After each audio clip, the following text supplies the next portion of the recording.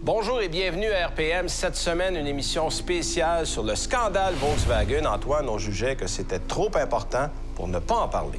Effectivement, Benoît, et on va regarder ça sous 4 aspects. D'abord, la technologie, l'environnement, les finances, parce que c'est très coûteux, et surtout, l'impact sur le consommateur. RPM vous est présenté par Canadian Tire, par SSQ Auto et par Silverwax.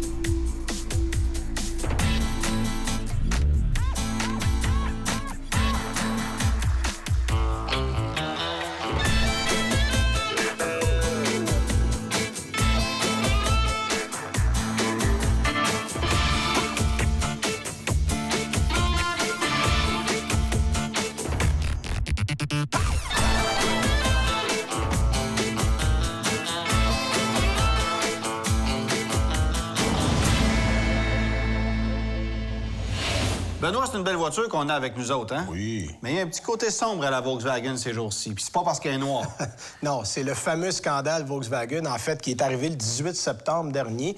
C'est un scandale qui, au fil des jours, s'est étendu à travers toutes les filiales de Volkswagen. On a parlé d'Audi, de Skoda, de Seat. 11 millions de véhicules du côté de Volkswagen, 2 millions chez Audi. Écoute, on fait une émission spéciale parce que C'est le plus gros scandale de l'histoire automobile de tous les temps. Puis on pouvait pas passer à côté, là. Non. Parce que, contrairement à des rappels massifs qu'on a connus ailleurs, là, c'est un cas de fraude. Oui, exactement. Puis les gens, on a eu beaucoup de courriels. Les gens nous ont dit, je garde-tu ma voiture, roule-tu encore?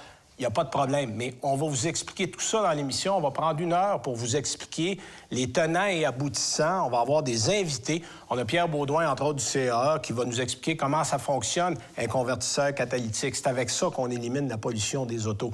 Michel Bergeron, qui va être avec nous aussi. Voilà, qui, lui, va parler de l'aspect camionnage, parce que le camionnage, c'est un aspect dont on parle pas souvent, mais c'est eux qui ont le gros de tout ce qui roule en diesel. Puis en c'est ce qui pollue de façon massive. Beaucoup. On a également Daniel Breton, qu'on connaît bien, journaliste automobile, ancien ministre de l'Environnement, qui va venir, lui, nous parler des alternatives au diesel, mais aussi de tout ce qui est légal, gouvernemental. Il a vécu ça. J'ai l'impression qu'on va parler d'électrification, là. Il y a des grosses chances. Puis évidemment, on a Pierre Couture, qui, lui, est financier, qui va nous parler de l'impact économique de tout ça, parce que... Sur tout le monde, parce que, bon, il faut parler de l'impact économique sur l'entreprise, mais aussi sur les consommateurs, les concessionnaires, etc., là. Et l'économie en général.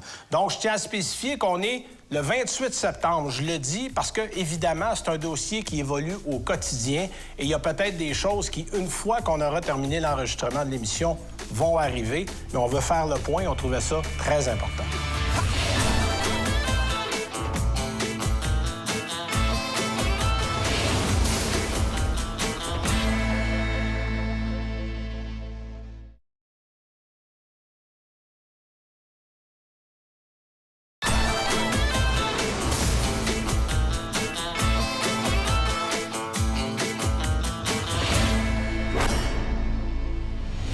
Avant tout, Benoît, il faut parler du scandale Volkswagen en mentionnant ce que c'est et comment ça a débuté. Bon, en fait, ça a débuté en 2014, alors que l'Université de la Virginie de l'Ouest a fait des tests sur des véhicules Volkswagen et d'autres, mais c'est des tests qui n'étaient pas en laboratoire, c'était des tests dans des réelles conditions de conduite sur des vraies routes. Parce que ce qu'il faut comprendre, c'est que Volkswagen a falsifié un logiciel, en fait, qu'on appelle un logiciel espion, qui était capable de reconnaître les conditions dans lesquelles le véhicule se trouvait. C'est ça. Donc, le logiciel, dans des conditions de laboratoire où on prend des tests, fonctionnait de manière impeccable et on respectait les normes. Et lorsqu'il était sur la route, là, on levait plein de restrictions. On ne fonctionnait pas à la moitié de ce qu'on pouvait avoir comme performance. Et là, évidemment, on dépassait largement les émissions polluantes qui étaient réglementées. Oui, on disait jusqu'à 40 Voilà. plus. En fait, la moyenne était de 15 à 35 chez Volkswagen. Et là, quand l'Université de la Virginie de l'Ouest a regardé les résultats, ils ont dit « Seigneur, ça n'a pas de bon sens ». Alors, on a mandaté, on a appelé l'EPA, qui est l'organisme chargé aux États-Unis de la surveillance des émissions polluantes. Qui est l'équivalent, disons, l'équivalent américain de Environnement Canada. Oui, exactement. Et là, bien, l'EPA s'est mis sur le dos de Volkswagen pendant des mois et des mois pour leur dire, écoutez, on a fait des tests, on n'arrive pas à dupliquer ce que vous nous avez donné comme résultat. Oui, parce qu'il faut comprendre que c'est des tests volontaires qui sont faits. Les constructeurs automobiles doivent fournir les données qu'eux vont cumuler en disant voici comment on rencontre les normes et de façon sporadique, on fait des vérifications. Le PA dit que 15 à 20 des tests qu'ils reçoivent chaque année sont vérifiés. Ça veut dire qu'il y a 80 à 85 des tests qui sont jamais vérifiés. Donc, on s'est mis sur le dos de Volkswagen. On est surpris qu'il y ait des tricheurs là-dedans. Ben, c'est ça, tu sais, on rouvre la porte, là. Ben oui. Alors, on les a appelés, talonnés, et finalement, après plusieurs explications de Volkswagen qui disaient qu'on n'avait pas fait la bonne affaire, que c'était ci, c'était ça, convertisseur catalytique, t'as passé chaud, bref, le PA a menacé Volkswagen en disant, écoutez, si vous êtes incapable de nous donner des résultats valables qui correspondent aux normes, on ne certifiera pas vos moteurs 2016. Et c'est à ce moment-là, le 18 septembre dernier, que Volkswagen a dit, écoutez, on a triché. Donc, on a avoué de bout en blanc qu'on avait un logiciel, qu'on avait triché. Puis là, évidemment, ça touche au départ parce que... C'est grave comme accusation, là. C'est pas de la tarte. C'est criminel, là. C'est criminel. On n'a pas le droit de faire ça, là. On détourne la loi volontairement et on l'a admis en plus. Là, évidemment, le test a été fait sur le moteur 4 cylindres turbo-diesel 2 litres. Pas un moteur qui est commercialisé à petite échelle, là, on s'entend? 482 000 exemplaires aux États-Unis. Puis là, les modèles touchés, évidemment, c'est ceux qu'on connaît bien. Golf, Jetta, Passat et Beetle, qui sont les 4 modèles les plus populaires chez Volkswagen. Et la Audi A3, qui a le même moteur du côté d'Audi. Donc ça, c'était 482 000 modèles aux États-Unis seulement. Et le PA a menacé, et là, on parle au conditionnel parce qu'il n'y a pas encore de résultat, mais on pourrait aller jusqu'à 37 500 $ d'amende par véhicule. Fait que faites un calcul rapide. 18 milliards. On est à 18 milliards de dollars. Au Canada, on n'est pas du tout à la même place. On a du manger mou au Canada. Environnement Canada, en fait, le maximum qu'on peut donner pour une première offense pour un constructeur automobile, c'est 6 millions de dollars. Donc, puis ça concerne 108 000 véhicules au Canada. Voilà. Donc, on comprend payer l'amende de 6 millions, c'est pas trop compliqué. Non, 18 milliards, on est ailleurs. J'ai comme l'impression qu'on a un parallèle ici entre les prisons américaines et canadiennes. Hein? Les sentences sont pas les mêmes. Les sentences sont pas les mêmes. Et il faut dire que, bon, ça l'a ouvert la porte à d'autres enquêtes. Parce que là, évidemment... Ben là, c'est ça. Là, il y a déjà 3 recours collectifs au Canada qui sont en marche. Ontario, Colombie-Britannique, Québec. Le ministère de la Justice aux États-Unis s'est mis là-dedans. Ça veut dire recours collectif. Le criminel va se mettre là-dedans. Puis ça va se multiplier, là, c'est... Bon. Et du côté du reste du monde, depuis que le scandale est sorti, tu as d'autres compagnies comme Audi qui ont annoncé 2,1 millions de véhicules touchés. Et là, on parle de A1, A3, A4, A5, A6, Q3, Q5, TT. La TT aussi, qui avaient des moteurs 2 litres diesel. Skoda est embarqué. On a 1,2 million de véhicules. C'est là va être annoncé. Bon, c'est sûr, parce qu'il y a un même moteur. Donc, tous ceux qui ont touché à ces moteurs-là, et évidemment, beaucoup de pays, l'Australie, la Corée du Sud, la moitié des pays d'Europe, ont ouvert eux aussi des enquêtes parce qu'on s'est dit, si on l'a fait en Amérique du Nord et en Europe, on probablement l'a fait pour le reste de la planète. Donc, jusqu'à date, il y avait 11 millions de véhicules Volkswagen à travers le monde qui ont été touchés. Et il va probablement en avoir d'autres. Et là, en plus, on a d'autres compagnies parce qu'on s'est dit, est-ce que Volkswagen est le seul qui a pensé à ça? C'est le début, là, ça. C'est la pointe de l'iceberg, c'est sûr. Parce que là, on va vérifier BMW, on va vérifier Mercedes. On craint que des compagnies françaises aussi soient touchées par ça. Peugeot, Citroën, Renault. Parce qu'il faut comprendre aussi que le logiciel a été développé par Bosch, qui est une entreprise qui vend un dispositif à plusieurs manufacturiers automobiles. Donc, ça pourrait s'étendre. Et ici, évidemment, on a eu des répercussions immédiates. Parce que dès le lundi 21 septembre, il était impossible de trouver un modèle diesel au Canada sur le site de Volkswagen. Bien, le scandale, en fait, c'est que les voitures sont toujours existantes, bien sûr, sont dans les cours des concessionnaires, mais les concessionnaires n'ont pas le droit de vendre les voitures, n'ont pas le droit de les publiciser. Comme tu disais sur le site Internet, les voitures sont disparues, mais les concessionnaires doivent quand même supporter l'inventaire qu'ils ont jusqu'à ce que Volkswagen ait trouvé une solution. Et d'après moi, la solution, ça se fera pas en 48 heures, là. Non, il va y avoir des semaines, voire des mois d'enquête, mais ça vous explique un peu mieux le contexte dans lequel on se trouve en ce moment. Et après la pause, on va recevoir un premier invité, Pierre Baudouin, qui va venir nous parler, lui, du convertisseur catalytique. Ça fonctionne comment, un système anti-pollution? Comment on a triché aussi. Voilà.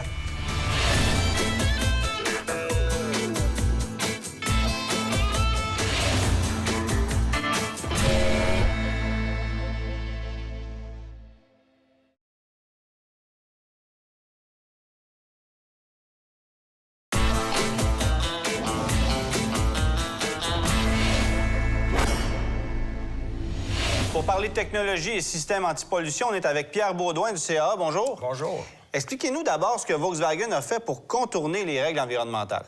Bon, vous savez, Volkswagen aurait doté ses véhicules d'un logiciel qui changeait les données d'émission de ces véhicules. Donc, lorsque le véhicule était en test, le système est en mesure de reconnaître ces tests-là et de changer les paramètres, justement, de carburant air-essence pour éviter de produire du NOx lors des tests de contrôle. Bon, parlons-en du NOx, l'oxyde d'azote. C'est l'élément qu'on cherche à éliminer, surtout dans les moteurs diesel.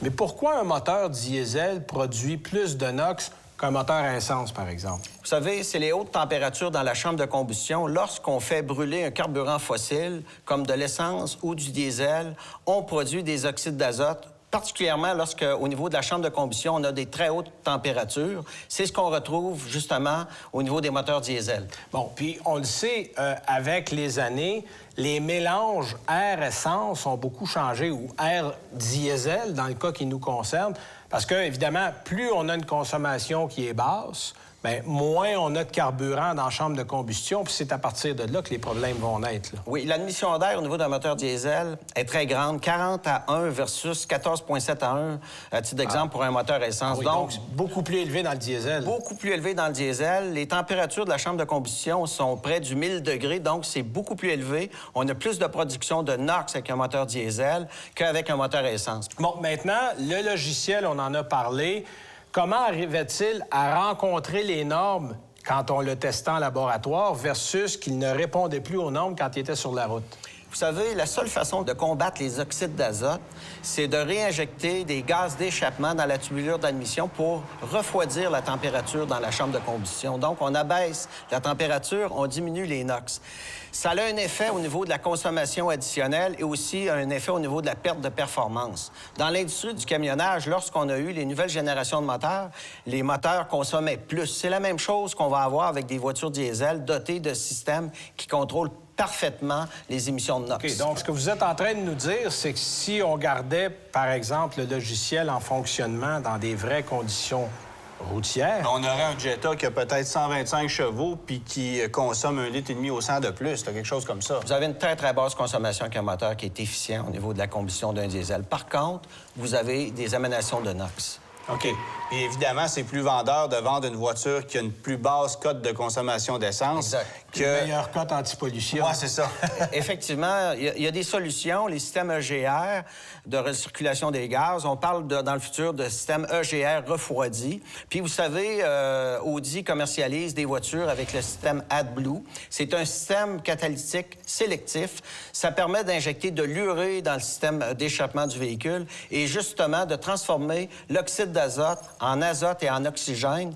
C'est présent dans l'atmosphère, c'est non polluant. Par contre, elle a un coût. OK, Bien, le c'est ça, coût, mais là, ouais, à ce moment-là, est-ce qu'on conserve la même puissance et la même économie que si le modèle qu'on voyait en ce moment en mettant de l'urée? Le GR doit fonctionner. Donc, si on admet des gaz d'échappement dans la tubulure, c'est clair qu'on va diminuer la performance puis on va augmenter en pourcentage la consommation.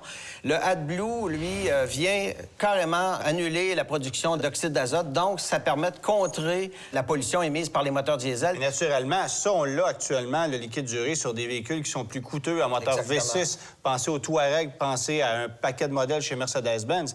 Mais offrir cette technologie-là sur une voiture de 15, 18 000, 21 000 c'est un peu plus compliqué, là. La facture du véhicule à l'achat va être modifiée, c'est certain. Bien, merci beaucoup pour votre temps, Ça M. fait plaisir. Baudouin. Merci.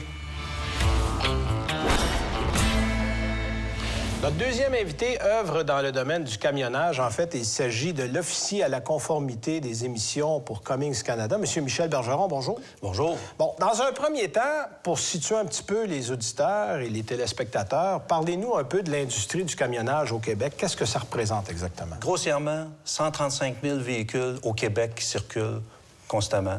Mettez une moyenne d'une centaine de mille kilomètres par année, 135 millions de kilomètres qui est parcouru sur notre territoire annuellement. Et ce sont tous des camions diesel? La grande majorité, 98 ce sont des véhicules avec moteur diesel. Bon, on sait que Volkswagen a contourné les règles environnementales avec ses voitures à moteur 2 litres TDI. Ça arrive aussi dans l'industrie du camionnage. C'est un fléau massif, mais ça ne se fait pas de la même façon. Volkswagen, c'est la manufacture qui a pris la décision sciemment de faire des modifications. Dans l'industrie du camionnage, jusqu'à maintenant, ce qu'on trouve, c'est que les manufacturiers d'équipements respectent les normes de APA. Par contre, l'acheteur, le propriétaire, lorsqu'il possède le véhicule, c'est lui qui décide s'il veut faire des modifications sur son moteur ou pas. Parce que le réseau de concessionnaires, aussi bien que le manufacturier, se retire. Et ça, ces modifications-là, de par la loi, c'est illégal, là. En principe, on tripote pas avec le moteur diesel pour le modifier pour qu'il ne rencontre plus les normes. C'est définitivement illégal. C'est irresponsable, mais c'est définitivement illégal. OK. Bon, maintenant, comment ça fonctionne? Moi, là, j'ai un camion, je suis propriétaire d'un camion diesel. Je veux m'acheter un kit de conversion. Ça fonctionne comment? Combien ça coûte? Bien, vous trouvez l'entreprise qui a développé ces ensembles de contournement. Oh, parce qu'il existe des ensembles tout faits, là, préinstallés. Tout fait, tout prévu. Avec vous donnez votre numéro de moteur, vous donnez votre application et ils vont vous livrer la marchandise et le comment faire pour finaliser l'opération et le rendre illégal. OK. Bon. Puis on économise quoi avec ça et combien ça coûte, ce système-là? Le système semble coûter entre 7 et 10 000 canadiens et vous permettrait, de ce qu'on me dit, une économie de consommation de carburant de 10 à 15 %. Ce qui signifie essentiellement qu'en 1 an ou à peu près, on aurait remboursé le système. 1 an, 2 ans maximum, le système est retenu. On comprend donc pourquoi ils utilisent. Ça se vend assez bien. Absolument. Bon, OK. Là, on s'explique ça, ça a vu et su au grand jour. Est-ce qu'il y a des lois qui régissent les systèmes anti-pollution, en fait, ou les émissions? C'est provincial, fédéral? Puis qui est-ce qui est chargé de faire respecter ça? Absolument. Tout est prévu et tout est bien écrit dans les livres. C'est de juridiction provinciale par le PIEVAL, qui est un programme d'entretien et de vérification mécanique connu du Québec. Et tout est bien écrit. Les amendes sont décrites. La loi est bien précise. Tout ce qui manque, c'est de la police et de l'information, de la communication avec le réseau policier. Les gens des contrôles routiers, les inspecteurs de contrôle routier ne font pas respecter cette loi-là? En fait, ils ont de l'ancienne connaissance et de l'ancienne mécanique pour vérifier l'opacité. Pour eux, c'est l'opacité du tuyau d'échappement qui est leur guide.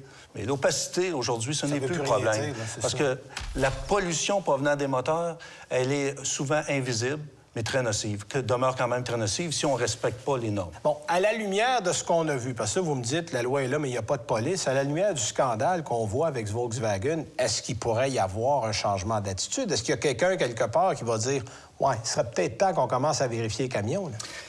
Nos ministères ont tout prévu.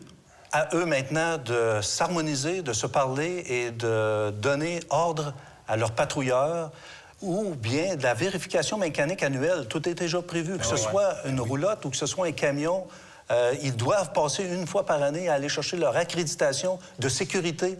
C'est l'endroit idéal pour pouvoir introduire aussi la vérification de leur moteur environnemental. Et est-ce que des manufacturiers comme Cummins pourraient développer des systèmes qui permettraient de compliquer ces actions-là auprès des trafiquants? À chaque année, les manufacturiers de moteurs industriels développent des moyens pour rendre la vigilance continue. Alors, si on coupe un fil, si on fait un contournement d'un capteur, ainsi de suite, on essaie d'éviter et de donner des problèmes à celui qui le fait pour opérer son Mais les pirates véhicule. viennent à bout de contrôler Les le pirates système. sont très ingénieux, comprennent bien le principe et réussissent toujours à faire sortir un programme. On va souhaiter que le gouvernement se réveille, on le dit haut et fort, puis merci de votre présence, M. Bergeron. Ça fait plaisir. Merci beaucoup. Merci de votre aide.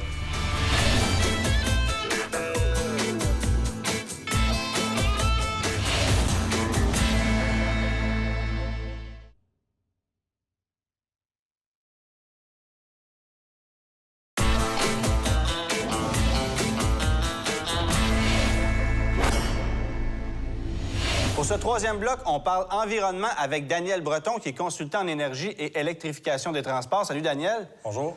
Bon, premièrement, on veut savoir l'impact des 108 000 Volkswagen TDI qui ont été vendus au Canada et qui ont pollué pas mal plus que ce qu'on pensait. On veut savoir c'est quoi l'impact sur l'environnement. Bien, en fait, on parle d'émissions de NOx, oxyde d'azote, qui sont jusqu'à 40 fois plus élevées que les normes supposément être celles qui devaient être respectées. Bien, le NOx, c'est un polluant atmosphérique qui est très, très dangereux, qui a un impact sérieux sur la santé pour les gens, entre autres, qui ont des problèmes d'asthme, les gens âgés, les gens qui font des problèmes cardiaques aussi.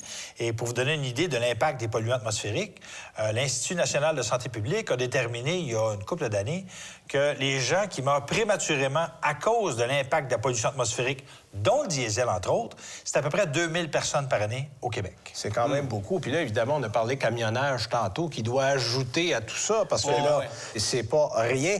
Et on a parlé d'un événement qui s'est passé aux États-Unis parce que quand il y a eu changement de présidence, c'est-à-dire qu'on est passé de Bush à Obama, on est passé d'un Dick Cheney pour qui l'environnement signifiait probablement pas grand-chose à un Stephen Chu qui était un prix Nobel. Et là, on a complètement changé son fusil d'épaule et ça a beaucoup dérangé l'industrie allemande. Là. Absolument.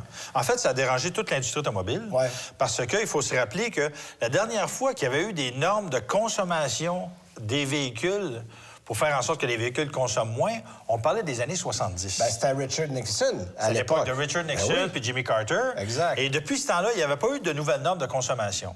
L'arrivée du gouvernement Obama, qui a nommé justement le prix Nobel de physique Stephen Chu, qui était spécialisé dans les énergies renouvelables, ça a fait en sorte qu'ils ont fait prendre un virage à toute l'industrie automobile. Et une des choses que ça a eu comme impact, c'est que les subventions massives qui avaient été données par le gouvernement de George Bush à l'industrie de l'hydrogène, ça a été coupé à 90 et ça a été dirigé presque exclusivement vers l'électrification des transports. Okay. Là, quand on est un constructeur, que ce soit américain ou allemand, et qu'on investit des milliards avec l'aide du gouvernement allemand, entre autres, dans les voitures à hydrogène, et que tout ça, ça tombe à plat, bien là, les Allemands se sont retrouvés un peu pris entre l'arbre et l'écorce.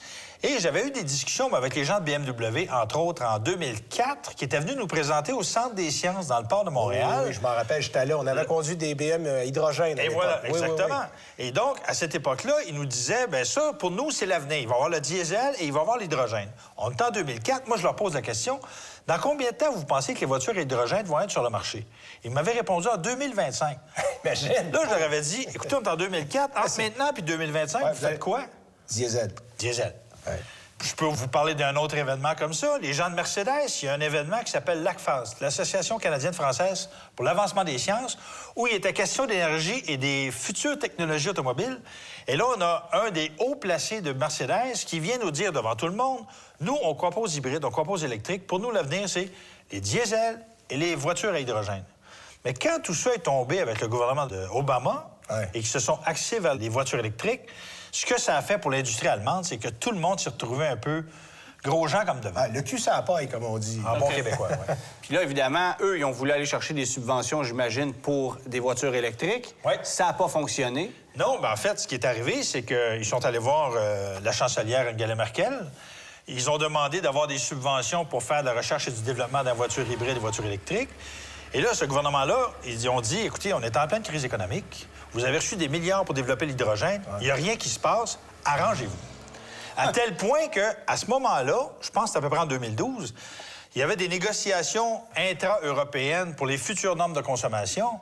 Bien, Angela Merkel a mis son veto pour pas faire en sorte que les normes soient trop sévères, parce que les autres, ils disaient, nous, notre créneau, c'est des voitures de prestige, c'est des voitures puissantes, et ça va nuire à notre industrie si on va avec des normes de consommation trop sévères.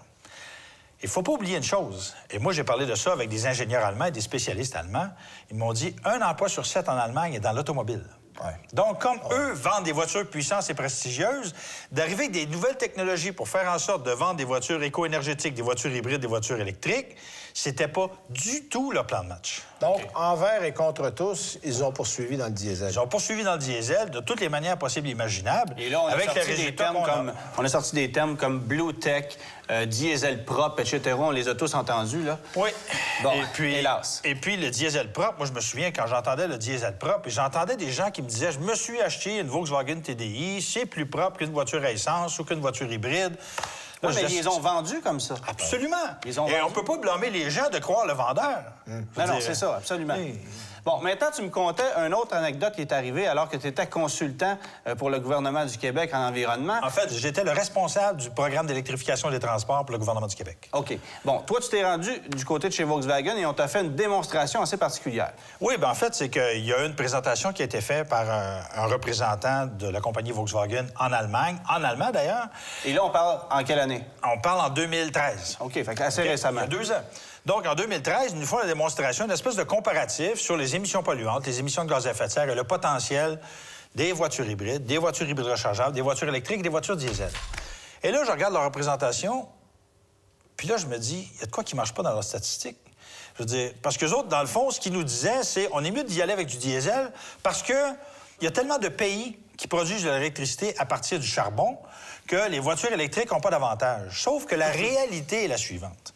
C'est que plus ça va et plus les pays et les juridictions se sortent du charbon, et plus ça va, plus les énergies renouvelables sont de moins en moins chères.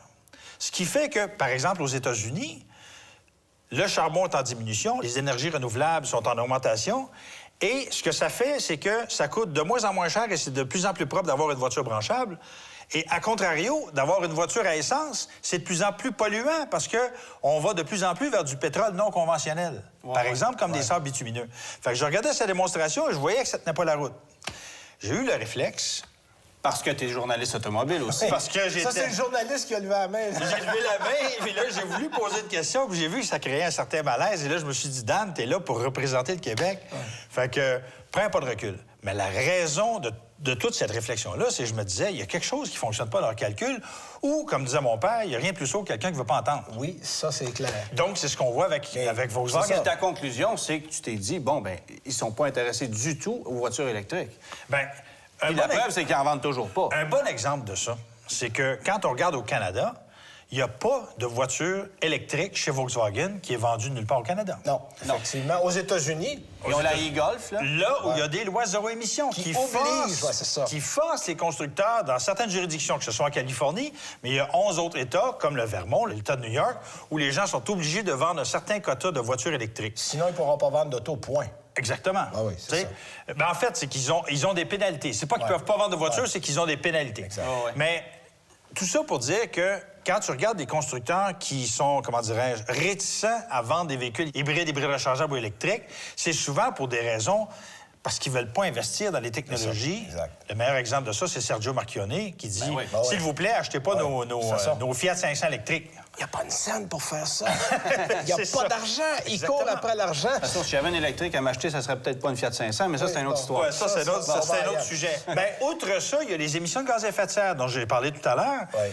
C'est que si on prend une TDI, 1 litre de diesel émet 17 plus de CO2 qu'un litre d'essence.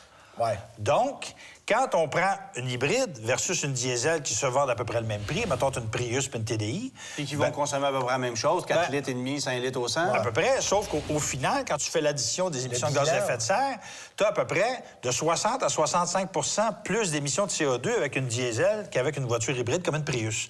Mais 65 plus d'émissions de gaz à effet de serre, quand on parle d'atteindre des objectifs de réduction de nos émissions de gaz à effet de serre d'ici 2030 de 35 c'est une différence qui est gigantesque et on n'a pas parlé des émissions polluantes qui sont supérieures. Bon, Daniel, si on résume, il nous reste à peu près une minute. L'avenir du moteur diesel, là, après le scandale qu'on connaît en ce moment, tu vois ça comment? Bien, moi, je verrais ça en 2 catégories. C'est-à-dire, si on prend camion lourd, je pense que le diesel a encore un bel avenir, mais il va falloir qu'il soit sérieux parce que, je ne sais pas si vous savez, mais cette année, il y a un cartel du camionnage qui s'est fait prendre en Europe parce qu'ils se sont entendus ensemble pour ne pas amener de nouvelles technologies sur le marché. Exact. Puis on l'a vu qu'il y a très peu de police, qu'il y a très peu de vérification. On a parlé avec notre invité. Mais ils se sont fait... Non, mais là, je parle, ils se sont fait prendre par la Commission européenne et ça coûte des centaines de millions à chaque compagnie de camions. Au niveau des diesels auto? Auto, à mon avis, c'est le début de la fin. Ah oui? Déjà qu'en 2012, il y a l'Organisation mondiale de la santé qui a déterminé de façon on ne peut plus claire que le diesel est un cancérogène certain et ça a déjà fait baisser les ventes de véhicules diesel en Europe. Ça fait en sorte qu'il n'y a plus de rabais à l'achat d'une voiture diesel, par exemple en France, dans les bonus-malus. Là, maintenant, tout se concentre vers les hybrides et les hybrides rechargeables et les électriques. Mais, disons-le, les Européens sont en retard sur les Japonais et les Américains. Peut-être que ça explique aussi pourquoi Mazda et Subaru ont délaissé le diesel qui était supposé commercialiser chez nous, hein? C'est fort possible. Merci, Merci Daniel. de ton temps. Ça fait plaisir. T'apprécies.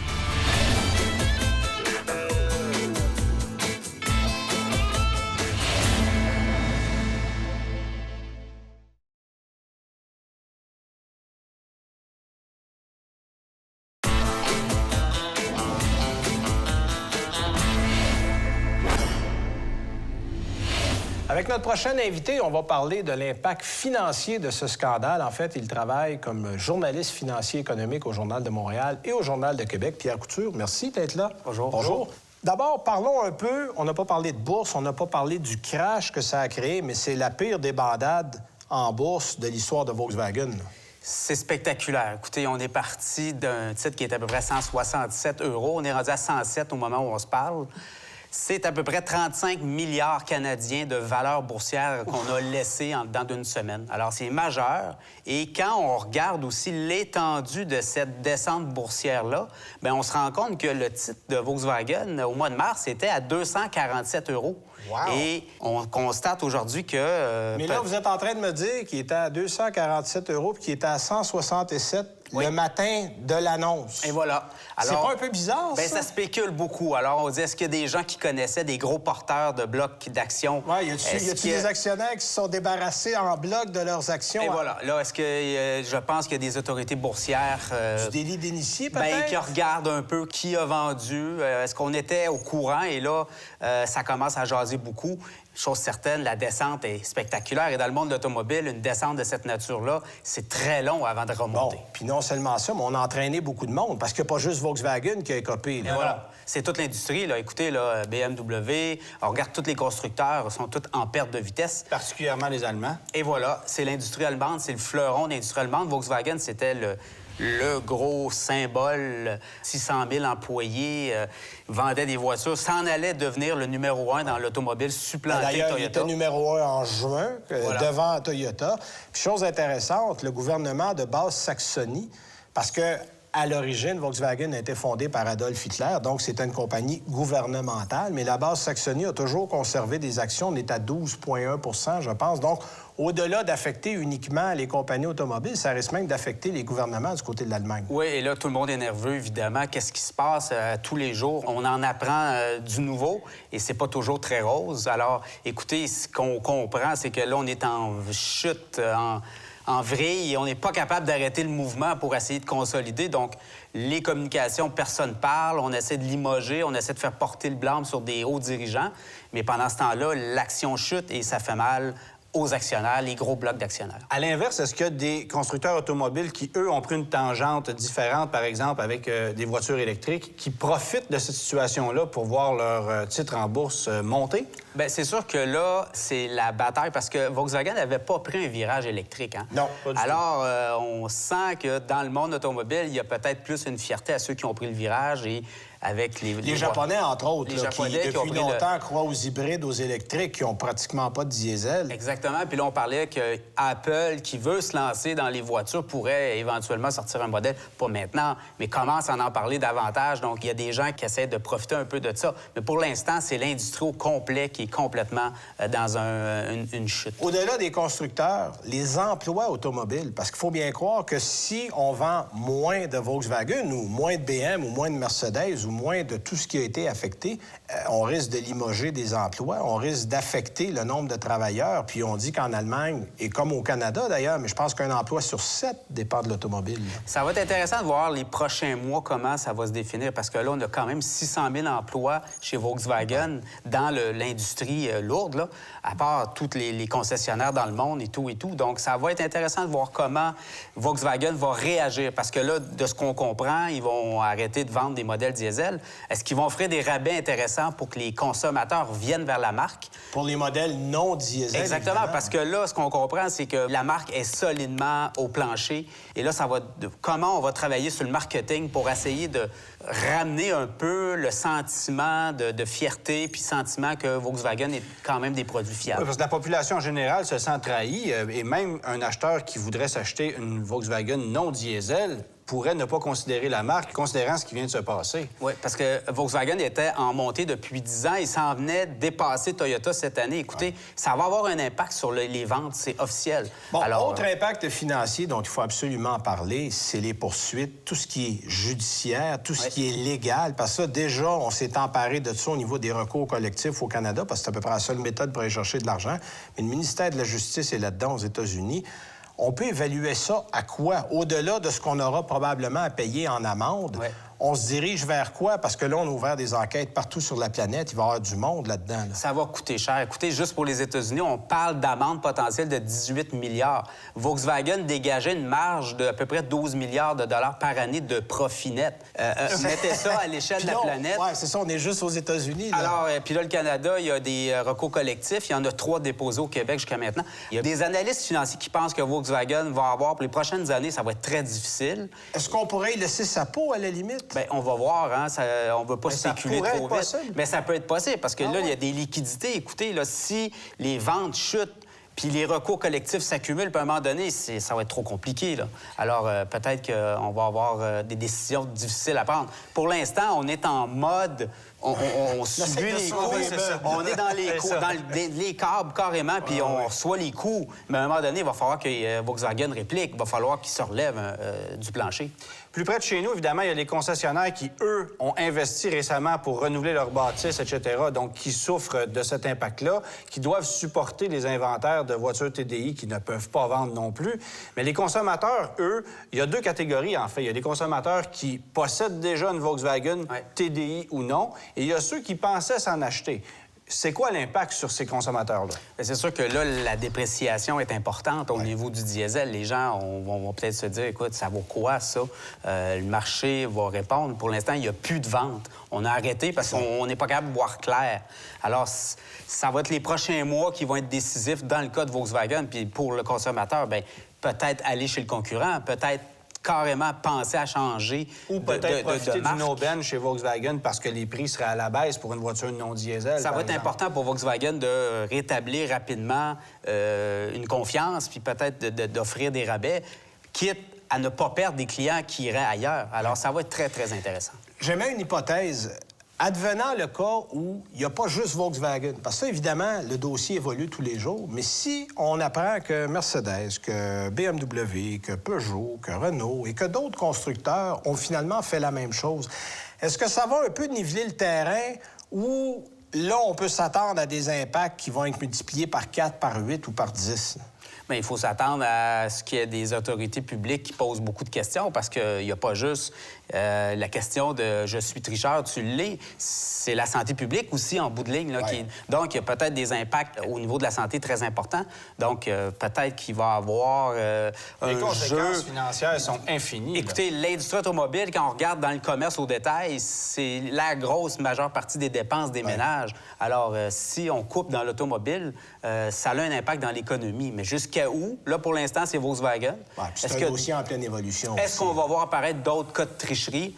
Ça va être intéressant parce que là, on met quand même la lumière sur des tests d'émissions qui n'avaient pas été faits par nos gouvernements et qui ont été faits par des gens indépendants. Alors, ça met aussi en question qu'est-ce que nos gouvernements faisaient là-dedans aussi. Ça explique peut-être aussi pourquoi, par exemple, Mazda avait décidé d'amener un modèle à moteur diesel et on s'est rétracté, on ne l'a pas fait. Là, il y a d'autres constructeurs qui sont sur le point de nous amener des produits. Je pense à GM avec un Colorado et un Canyon à moteur diesel.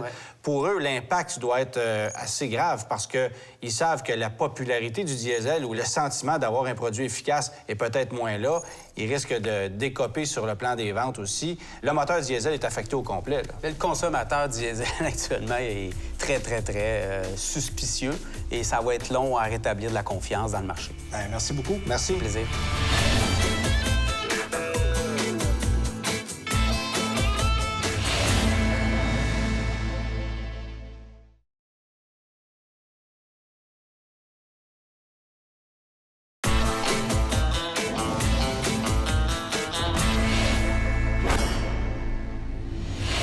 On ne pouvait faire autrement que de terminer l'émission avec Pierre Michaud, qui est l'heureux propriétaire, devinez quoi, d'un véhicule à moteur diesel. Ouais. Comment on se sent, Pierre, quand on conduit ça? Très frustré, trahi et Mais c'est pas un Volkswagen. fâché. Pour dire un mot poli, fâché, très fâché. Non, c'est pas un Volkswagen, mais il en demeure pas moins que l'impact, en fait, l'ensemble des moteurs diesel Ben oui. aujourd'hui est comme... Attaché. C'est ça, Non, pas mal. mais moi, j'ai appelé, là. Puis c'est vrai que c'est pas un Volkswagen, mais j'ai appelé, je dis « Hey, mon diesel à moi, est-ce qu'il pollue? » Là, c'est sûr qu'à l'autre bout, on là, danse ils un sont peu. sur une batterie. Ils t'ont vendu 12 gallons de liquide duré. là. On m'a même dit « Vive la nouvelle technologie hybride branchable. » Oh! Alors, oui. amenez-nous-les, ça presse. OK. Alors, je vous en dis pas plus, mais ça vous donne une idée à quel point on n'est pas fou, on est conscient que la problématique risque de s'étendre. Ouais. Parce qu'on sait aussi que certains laboratoires européens qui sont même à l'origine de ce petit Ouais, dont l'ICCT, scandale, là. oui, Ouais. ben eux, ça fait longtemps qu'ils savent ça, Ouais, que on a- l'ensemble des constructeurs automobiles qui produisent des moteurs diesel de toutes sortes, là, ils savent que ça pollue dans l'ensemble à peu près 40 plus que les normes établies. Ça, c'est autant du côté de l'Amérique du Nord que de l'Europe. Ça te donne-tu une idée?